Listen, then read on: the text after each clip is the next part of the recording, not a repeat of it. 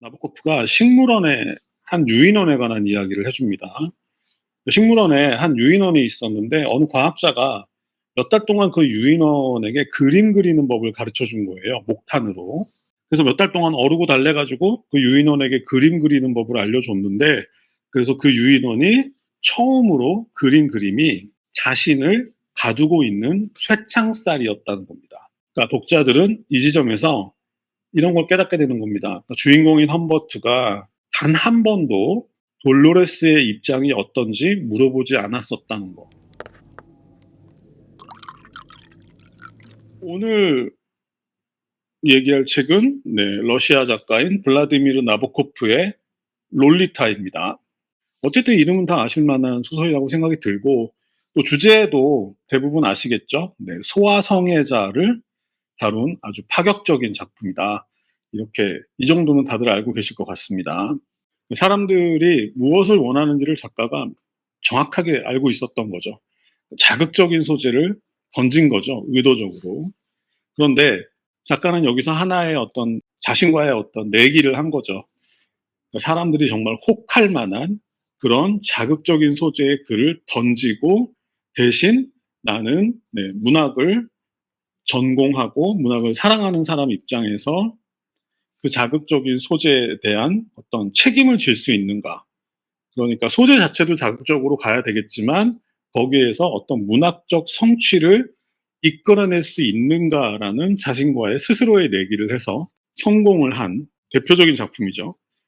그러니까 어찌 보면 상업성과 작품성을 동시에 잡은, 두 마리 토끼를 다 잡은 가장 대표적인 작품이 아닐까라는 생각이 들고, 그리고 이 작품을 얘기할 때 뭐 주제 자체가 뭐 소아성애에 대한 얘기이기 때문에 조금 불편해하실 분들도 계시겠지만, 이것 말고도 다른 얘기들이 굉장히 많습니다. 뭐 여러분들 혹시 그런 책을 들어보거나 읽어보신 분들이 계실지 모르겠지만, 나보코프 문학 강의나 나보코프의 러시아 문학 강의, 이런 책들이 있거든요. 이런 책들 읽어보면 나보코프가 문학에 대해서 어느 정도의 그 지식 수준을 가지고 있는지 알 수 있는데, 이 롤리타에는 그런 뭐 대표적으로 뭐 프루스트의 잃어버린 시간을 찾아서라든지, 그 다음에 제가 좋아하는 제임스 조이스의 율리시스 같은 것들이 잔뜩 녹아있는 또 책이어가지고, 어떤 균형, 자극적인 소재와 작품성이라는 균형을 맞추기 위해서 작가가 이제 얼마나 노력했느냐도 이제 알 수 있을 것 같고,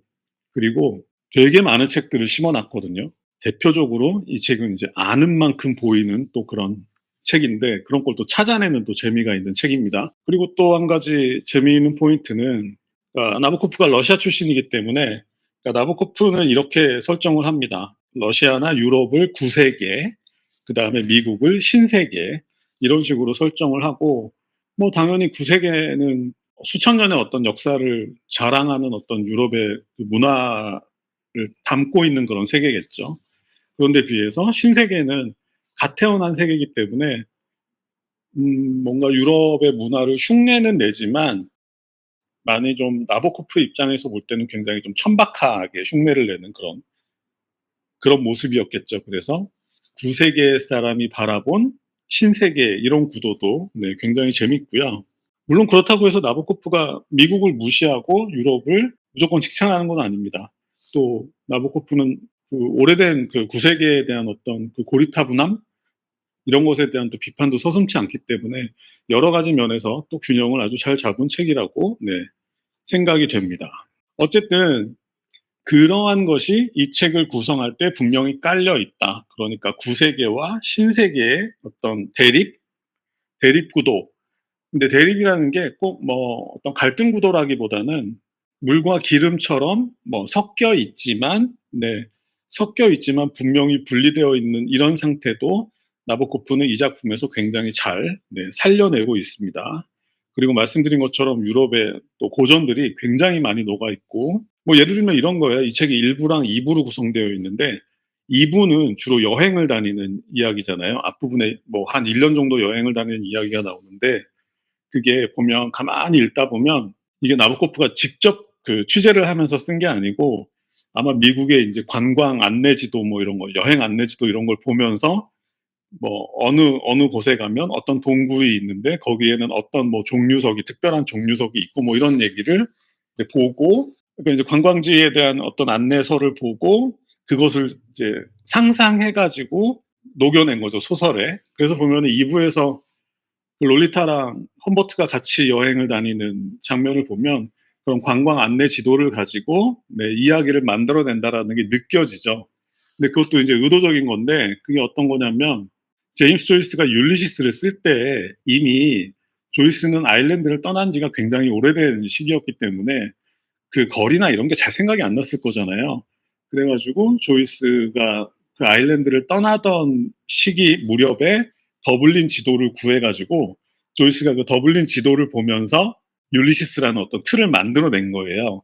그러니까 나보코프가 그걸 따라한 거죠. 네, 그것도 굉장히 재미있고 그 밖에도 예를 들어 제목 같은 경우도 그 롤리타가 여기서 보면은 처음에 험버트가 첫사랑에 빠지는 이제 나이가 13살인데 동갑인 애너벨이라는 여자애를 바닷가에서 만나서 첫사랑에 빠지는 얘기인데 그건 이제 당연히 이제 에드거 앨런 포의 네, 애너벨리라는 시에서 가져온 거죠. 여기서도 애너벨리가 13살이거든요. 그래서 이런 것들을 가지고 와서 잘 조합을 해서 물론 이제 소재는 작가가 선택을 한 거지만 그래서 그런 것들을 채워주면서 이야기의 본류 자체도 재미있지만 또 문학을 좋아하는 사람들은 또 그런 거를 또 찾아보고 느끼고 하는 재미도 굉장히 쏠쏠한 그러니까 균형을 아주 잘 맞춘 그런 작품이다라는 생각이 듭니다. 참고로 작가 나보코프는 소아성애자는 아니고요. 일부 일처제를 네, 신봉하시는 분이고요. 여자보다는 나비를 네, 좋아하시는 분입니다. 간단하게 작가 소개부터 하자면 네, 제가 좋아하는 지점이 또 나오기 때문에 나보코프는 1899년에 러시아에서 태어났습니다. 아주 부유한 귀족 가문 출신이고 어린 시절부터 영어, 프랑스어, 러시아어를 네, 완벽하게 구사를 했는데 재미있는 거는 집에서 나보코프가 태어났을 때 러시아어를 안 가르치고 먼저 영어부터 가르쳤다고 그러죠. 그래서 뭐 당시 러시아 소설들 보면 귀족들은 재미있는 게 뭐 톨스토이의 전쟁과 평화나 뭐 이런 거 보면 러시아 귀족들은 자신을 사실상 프랑스인이라고 생각을 했습니다. 이유는 모르겠어요. 그러니까 러시아 말도 잘 못해요. 러시아 귀족들은 그러니까 어려서부터 프랑스어를 배우고 프랑스어로 대화하는 게 너무너무 자연스러웠고 요즘에 뭐 뉴스에서도 사실상이라는 말이 간혹 들리던데 그래서 귀족들은 스스로를 사실상 프랑스인이라고 생각을 했고 여기서 한 걸음 더 나아가서 나보코프의 부모님은 영어까지 가르친 거죠. 그 나보코프는 어린 시절부터 영어랑 프랑스어에 굉장히 능통했다. 그리고 학교에서는 네, 문학하고 그다음에 곤충학을 네, 전공을 했습니다. 자, 재미있는 지점이 뭐냐면 1899년에 태어났는데 러시아의 볼셰비키 혁명, 네, 공산혁명이 1917년에 있었습니다. 1차 세계대전이 끝나갈 무렵에 1917년에 공산혁명이 일어나서 공산주의 국가가 되었죠. 그때 나보코프가 18살 때쯤이겠죠. 그때 뭐 다른 소설에서도 그런 장면들을 많이 볼 수가 있는데 러시아의 귀족들이 모든 걸 다 빼앗기는 그런 상황. 처한 거예요. 사회주의 혁명이 일어났기 때문에. 그래서 러시아의 귀족들이 빈털터리로 막 유럽 각지로 막 도망을 칩니다. 근데 나보코프의 집안도 마찬가지 환경이었었던 거죠.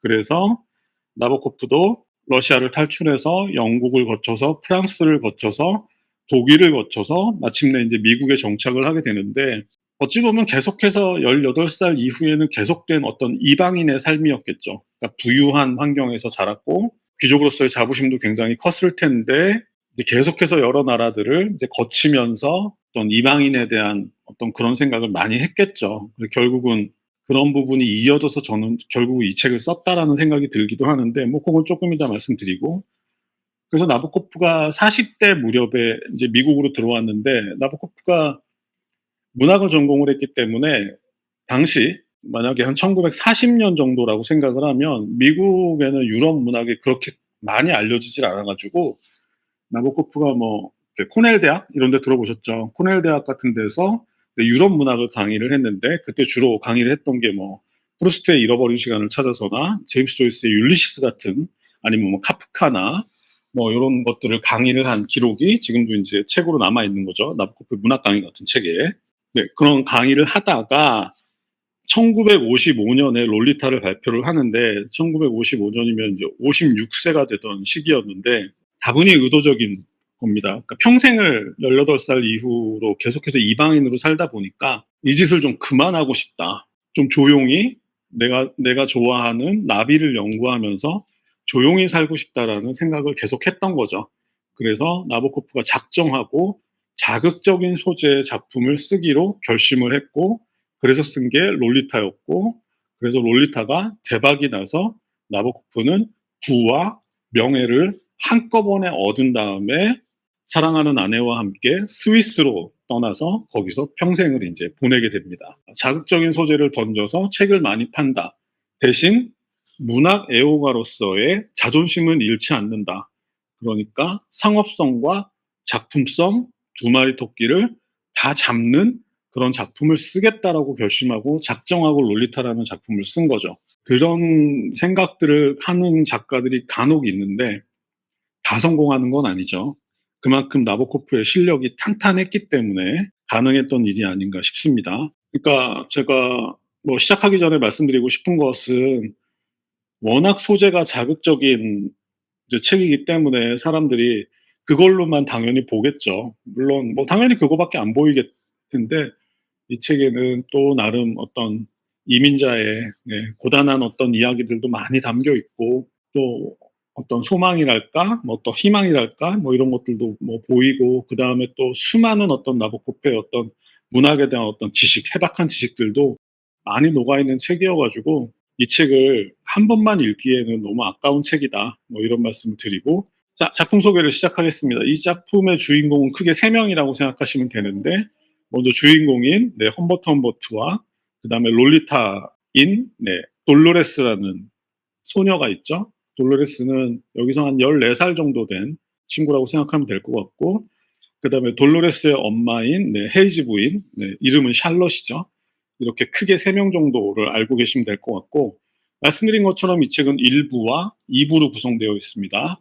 1부에서는 험버트가 어린 시절부터 어떻게 자라서 어떻게 미국에 도착해서 어떻게 그 돌로레스의 집에 머물게 되었는지, 그리고 뭐 그런 얘기들이 주로 써 있고, 2부에서는 이제 그 돌로레스와 둘이 이렇게 생활해가는 그런 내용을 주로 담고 있죠. 1부와 2부로 나눠서 설명을 드리겠습니다. 험버트는 1910년 무렵에 프랑스 파리에서 태어난 것으로 설정이 되어 있습니다. 러시아인은 아니죠. 아버지는 해변가에, 바닷가에 아주 호화로운 호텔의 주인이었고, 어머니는 험버트가 3살 때 돌아가신 걸로 그렇게 설정이 되어 있습니다. 그리고 13살 때 아까 말씀드렸던 것처럼 동갑인 애너벨을 만나가지고 사랑에 빠지게 되는데, 그 사랑에 빠지는 순간을 이렇게 묘사를 했습니다. 우리는 갑작스럽게, 서투르게, 뜨겁게, 고통스럽게, 미친 듯이 서로에게 빠져들었다. 뭐 이런 아름다운 문장이 나오고, 하지만 그렇게 미친 듯이 사랑을 시작을 했는데 몇 달 뒤에 이 애너벨이 장티푸스로 사망을 하게 됩니다.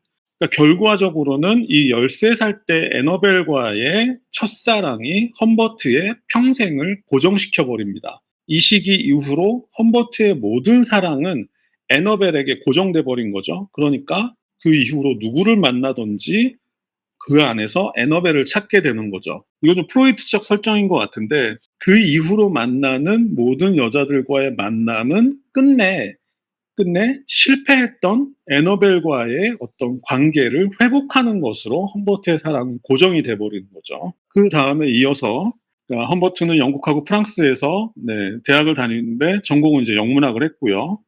그 다음에 책에서는 롤리타에 관한 이야기가 쭉 펼쳐지는데, 저는 이제 롤리타를 보다가 처음 알았는데, 우리가 좋아하는 건 아니고 읽고 싶어 하는 그 단테의 신곡, 단테 뮤즈가 베아트리체라는 사람이라는 건 우리가 어디선가는 들어봤는데, 근데 베아트리체가 몇 살인지는 우리는 모르잖아요. 근데 이제 이 책에서 나오는 바로는 바로 단테의 뮤즈였던 베아트리체가 9살이었다는 거예요. 좀 어이가 없는데 어쨌든 뭐 옛날에는 그랬나 보죠. 그러면서 이제 롤리타에 대한 이야기를 쭉 하고, 그러니까 과거로부터 이게 뭐 있었던 일이다. 예를 들어서 에너벨리라든지, 에너벨리는 13살이었고 베아트리체는 9살이었다. 그러니까 "이런 일들은 있어 왔던 일이다." 뭐 이런 얘기를 하는 거고, 그러다가 어느 폴란드 의사의 딸과 결혼을 하게 되는데, 그 의사의 딸은 20대 후반이었어요. 그런데 그러니까 소녀처럼 행동을 하는 게, 네, 끌려서 소녀 흉내를 냈다고 하죠. 네, 끌려서 결혼을 했는데 알고 보니까 이제 이 아내에게는 애인이 있었던 거죠. 근데 그 애인이 러시아 귀족 출신인데 이제 프랑스에서, 네, 택시 운전을 하는 뭐 그런 애인이 있었던 거죠. 뭐 그런 얘기들을 통해서 슬쩍슬쩍 이제 러시아 귀족들이, 네, 외국에 나가서 얼마나 힘들게 살았는지. 그 제가 좋아하는 레마르크의 개선문에 보면은 주인공의 가장 친한 친구인 러시아 귀족 출신의 어떤 신사가 나오는데, 그 사람 직업이 나이트클럽의 그 문지기로 나오잖아요. 근데 그런 것처럼 당시 인제 러시아를 탈출했던 귀족들이, 네, 유럽 각지에 흩어져서 정말 힘들게 살아가는 모습도 슬쩍, 네, 보여줍니다. 이 책에서도 뭐 굉장히 점잖은, 끝까지 점잖은 척하는 그 러시아 귀족에 대한 얘기가 나오죠. 결과적으로 그래서 험버트는 혼자 미국으로 오게 됩니다.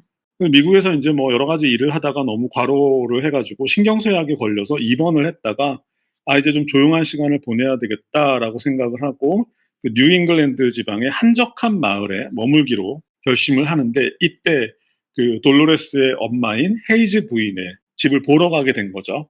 근데 처음에 헤이즈 부인의 집을 봤을 때 험버트는 너무너무 실망을 하는 겁니다. 그러니까 뭐 헤이즈 부인이 자기 집을 나름대로 막 유럽식으로 뭐 프랑스식으로 막 멋지게 꾸민다고 했는데, 이게 험버트의 눈에는 너무너무 천박하게 보이는 거예요. 이게 그러니까 아까 말씀드렸던, 네, 구세계 사람이 입장에서 본, 네, 미국의 어떤 그런 미국 문화의 어떤 천박함, 뭐 이런 것이 이제 드러나는 장면인데, 이런 장면들이 이제 곳곳에, 이 작품 곳곳에 뿌려져 있는데, 그래서 인제 너무 이런 천박한 집이 마음에 안 들어 가지고 하숙을 하지 않으려고 하다가, 네, 마당에 있는 돌로레스, 네, 14살 먹은 롤리타를 보고 마음이 바뀌는 거죠. 지금까지 험버트는 13살 때 애너벨을 잃은 이후로 끊임없이 애너벨의 대체자를 찾아왔는데, 여기서 만난, 네, 돌로레스가 정확하게 애너벨과 똑같은 이미지였던 거예요. 그러니까 험버트에게는 애너벨이 다시 살아난 거나 마찬가지인 거죠.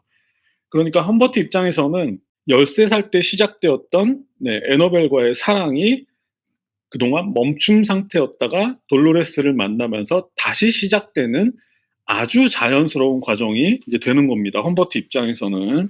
그래서 인제 헤이즈 부인의 집에 머물기로, 네, 결심을 하고, 이후에는 인제 돌로레스에 대한 그 롤리타를 보신 분들은 아마 그 장면을 보다가 대부분 이제 포기를 하셨을 텐데, 롤리타인 돌로레스에 대한 굉장히 탐미적인 묘사들이 쭉 이어지거든요. 자, 이거는 프루스트의 잃어버린 시간을 찾아서를 따라서 쓴 겁니다. 근데 좀 더 인제 탐미적으로 쓴 거죠. 저는 예전에 이 롤리타 영화를 볼 때 이 부분에서, 그러니까 막 그 제러미 아이언스가 또 연기도 또 좀 잘해요. 그 롤리타를 막 그렇게 막 개슴츠레한 눈으로 계속 막 이제 바라보고 막 이런 게 너무 불편해서 인제 중간에 인제 끊었었던 기억이 있는데, 책을 읽는 분들도 마찬가지죠. 마치 이 부분을 읽다 보면 이게 소설이라는 게 어쩔 수 없이 주인공에게 어느 정도 감정이입을 하게 되는데, 책을 읽다 보면 괜히 저까지 뭔가 좀 약간 범죄인이 된 것처럼 느껴져 가지고 너무너무 불편하잖아요. 근데 그 부분을, 네, 넘어서야 되는 거죠. 어쨌든 그런 이제 탐미적인 묘사가 이어지다가, 그러다가 인제 그 롤리타의 엄마인 헤이즈 부인이 이 험버트에게 푹 빠져버린 거예요. 그래 가지고 험버트가 생각을 해 보니까 '아, 롤리타의 양아버지가 되는 것도 좋은 방법이겠다.'라는 생각이 들어 가지고, 돌로레스가 여름 캠프에 갔을 때 두 사람은 돌로레스의 엄마와 결혼을 하게 됩니다. 근데 그러다가 얼마 안 있어서 엄마가 죽죠. 험버트가 그 돌로레스에 대한 이야기를 일기로 계속 썼는데, 어느 날 그걸 엄마가 본 거예요. 그래서 충격을 받아서 뛰어나갔다가 차에 치여서 사망하는 일이 벌어지고, 그래서 엄마가 일찍 죽죠. 그런데 결과적으로 보면 역설적이게도 이미 결혼을 했으니까 험버트는 돌로레스의 합법적인 아버지가 된 거죠. 그리고 엄마는 사라졌고 세상에는 돌로레스와 자신만 남은 거죠. 이거는 인제 험버트가 기대할 수 있었던 그 환경 중에 가장 완벽한 환경이, 네, 역설적으로 만들어진 겁니다.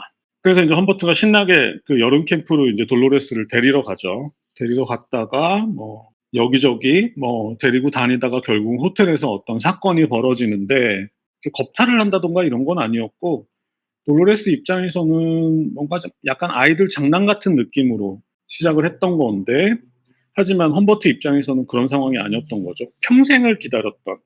그러니까 이런 앞부분에 이런 문장이 나옵니다. 그러니까 처음에 13살 때 애너벨하고 사랑에 빠졌을 때도 두 사람은 어떤 관계를 맺는 것을 시도를 했었는데 번번이 실패를 했었어요. 그러니까 어떤 실패한 기억이 이제서야말로 성공으로 이어지는, 그러니까 아이들 장난이라고 생각한 돌로레스와는 다르게 험버트에게 이거는 아주 아주 심각하고 중요한 사인이었던 거죠.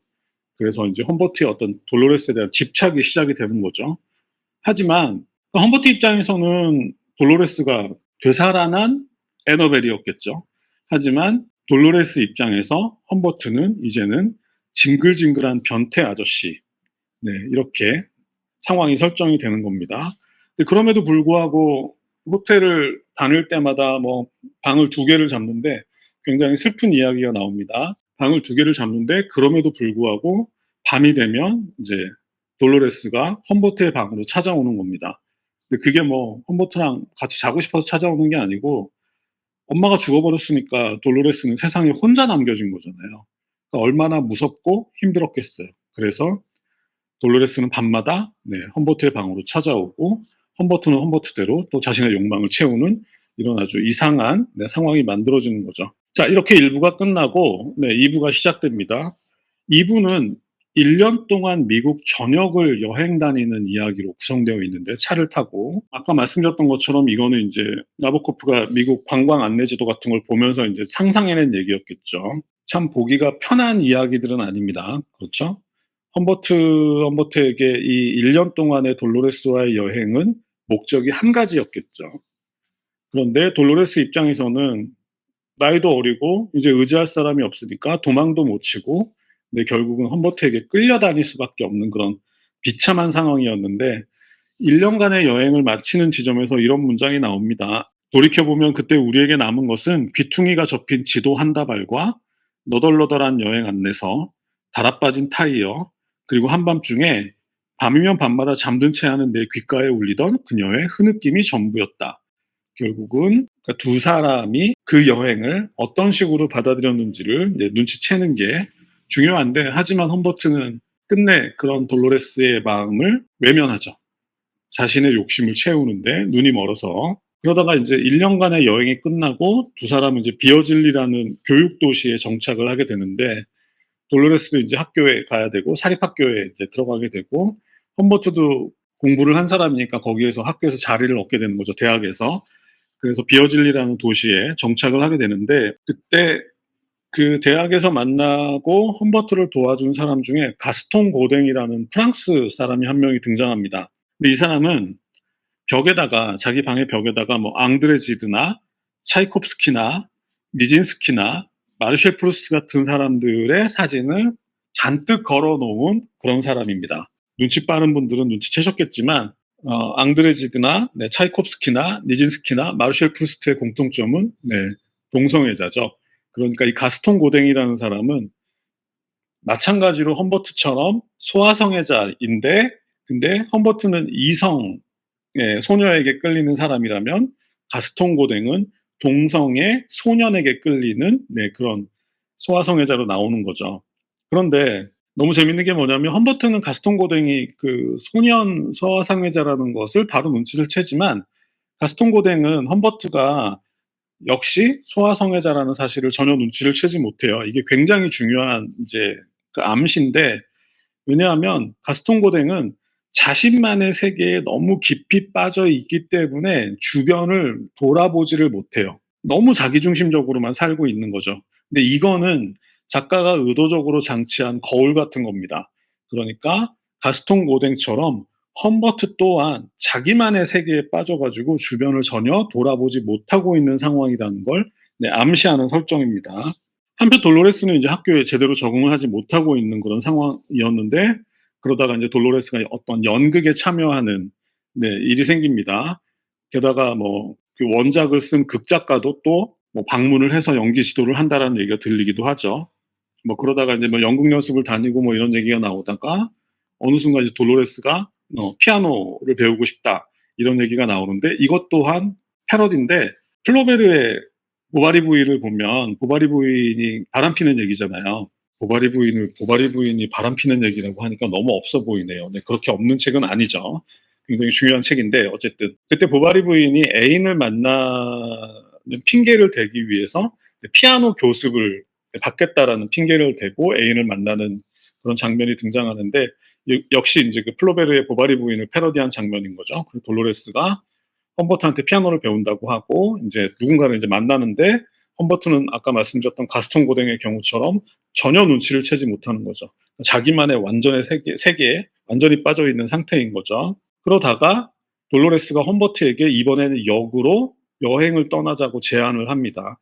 눈치가 빨랐었다면 이런 상황들에 대해서 눈치를 챘어야 되는데 험버트는 자기만의 세계에 빠져 있었기 때문에 눈치를 전혀 못 채고 또 신이 나가지고 돌로레스랑 둘만 또 여행을 떠난다는 생각에 신이 나가지고 함께 여행을 떠나는데 근데 이번에는 지난번과는 다르게 누군가가 끊임없이 자신을 미행하고 있는 듯한 느낌을 받게 됩니다. 그러다가 어느 날 돌로레스가 사라지죠. 자, 이렇게 돌로레스와의 얘기가 끝나고 시간이 흐릅니다. 네, 몇 년의 시간이 흐르죠. 제 생각에는 한 3년 정도의 시간이 흐른 것 같아요.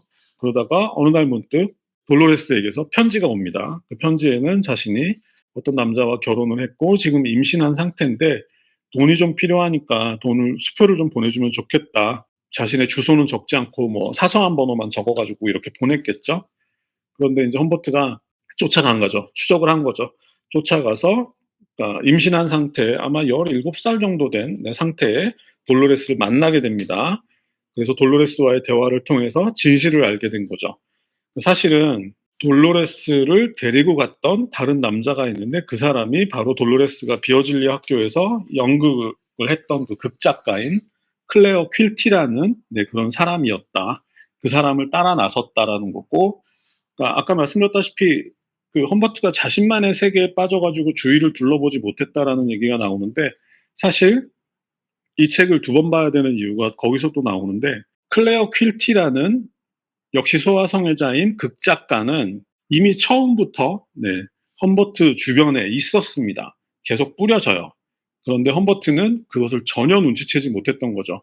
나중에 이제 돌로레스에게서 얘기를 듣고 보니까 사실은 돌로레스 입장에서는 험버트보다 클레어 퀼티를 먼저 만났던 거고 클레어 퀼티도 역시 소아성애자였기 때문에 10살 무렵에 돌로레스에게 이미 접근을 했던 겁니다. 그런 과정이 있었는데 험버트는 자기만의 세계에 빠져가지고 전혀 주변을 돌아보지 못했던 거죠. 그 사실을 다 알게 되는 거고 그런데 심지어 돌로레스는 그 클레어 퀼티를 사랑하기까지 했던 겁니다. 그러니까 돌로레스는 험버트에 대한 사랑은 전혀 없었던 거고 사실은 돌로레스가 사랑했던 사람은 클레어 퀼티였는데 그래서 클레어 퀼티를 따라서 험버트의 품을 벗어나서 도망갔는데 막상 클레어 퀼티랑 도망가서 보니까 이놈도 험버트랑 다를 게 하나도 없었던 거죠. 그래서 결국은 거기서도 나와가지고 다른 남자를 만나서 이제 결혼을 하게 됐다라는 그런 얘기를 전해 듣게 되는데 여기서 그 돌로레스의 대사가 굉장히 가슴 아픈 대사가 나옵니다. 험버트한테 이렇게 얘기를 하는 거죠. 그 사람은 내 가슴에 상처를 남겼어요. 아저씨는 내 인생에 상처를 남겼을 뿐이고 이런 대사를 남깁니다. 이쯤 되면은 독자들이 여기까지 이제 오신 분들은 조금씩 눈치를 채기 시작해요. 아, 작가가 지금 무슨 얘기를 하려고 하는구나 하는 눈치를 채기 시작하는데 어쨌든 두 이상한 놈들이 있었던 거죠. 그러니까 돌로레스는 그들에게 이용만 당한 거죠. 철저하게 어린 시절에. 자, 그것과 상관없이 일단 복수의 시간이 찾아옵니다.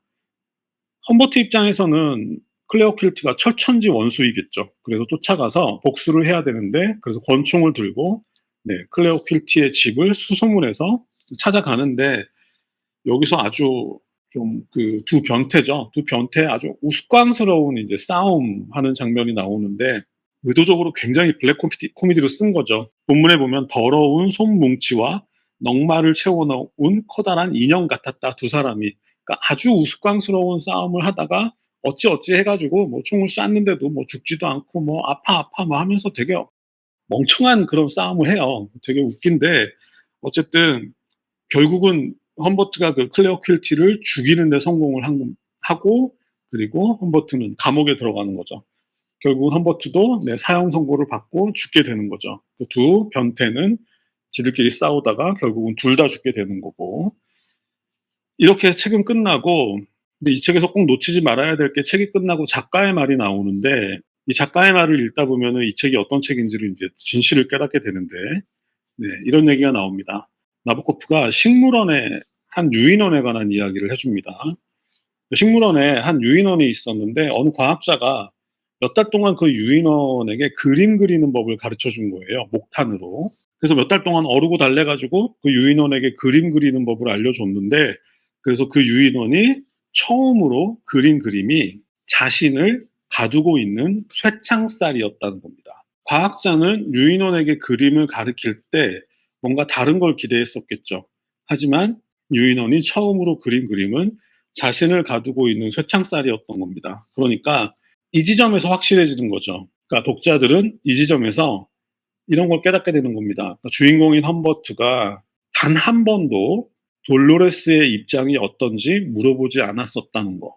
험버트는 돌로레스를 철저하게 대상화시켜서 네, 자신의 욕망을 채울 수 있는 그런 존재로만 생각했지, 험버트는 단 한 번도 돌로레스가 자신과 똑같은 생각을 할 수 있는 사람이라는 생각을 단 한 번도 하지 않아요. 그러니까 마치 돌로레스는 그 철창에 갇힌 유인원 같은 존재였다라는 거죠. 근데 그러면서도 험버트는 끊임없이 돌로레스에 대한 어떤 사랑을 고백을 하고 선물 공세를 막 펼쳐요. 자신의 사랑을 증명하기 위해서. 그런데 돌로레스 입장에서는 그런 것들이 험버트의 행동이 어떤 거였는지는 단 한 번도 네, 험버트는 알려고 하지 않았다라는 거. 그래서 이 책을 읽고 나면 사랑이라는 것에 대해서 혹은 사람 사이의 관계라는 것에 대해서 굉장히 많은 생각을 하게 됩니다.